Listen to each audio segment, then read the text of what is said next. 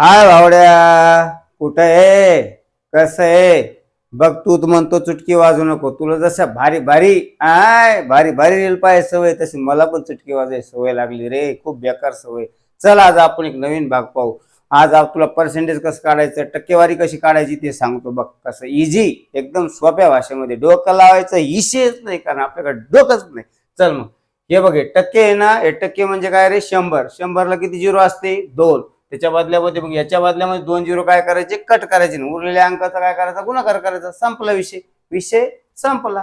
बघ हे बघ, इथं दिसला झिरो, हा झिरो कटला, हा झिरो कटला, आणि 4 1 4 म्हणजे उत्तर काय आलं?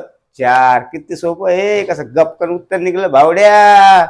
चल बघ इथं पहा, इथं आणि इथं जर चेक केलं तर 2 झिरो दे बघ, कट करायचे 2 झिरो. याचे टक्क्याच्या बदल्यात 2 झिरो कट करायचे. डोकं लावायचा विषयच नाही.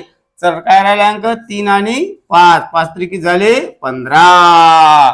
बघितलं? अर इथं प्रॉब्लेम झाला. इथं तर एकच झिरो आहे. तरी टेन्शन घ्यायचं नाही, अजिबात घाबरायचं नाही. मी आहे ना, काय घाबरायचा विषयच नाही. चल मग आता इथं काय राहिले? 25 आणि 5. 25 5 किती झाले? 125. पण आपल्याकडे काय होता? एकच झिरो होता. मग एक झिरो गेला, एक झिरो काटला, पण एक झिरो राहिला. एका झिरोच्या बदल्यात काय द्यायचा? एक नंतर पॉइंट द्यायचा. ध्यान करून द्यायचा. टिकला लावायचा, असा गंध लावायचा, असा इथं टिकला लावायचा. कळालं का? कळालं. चल मग आता शेवटचं जे बघ, कसं गपकन उत्तर निघलं. आता शेवटचं आहे ना, तू काढून खपकन कमेंट मध्ये फेकणार ना.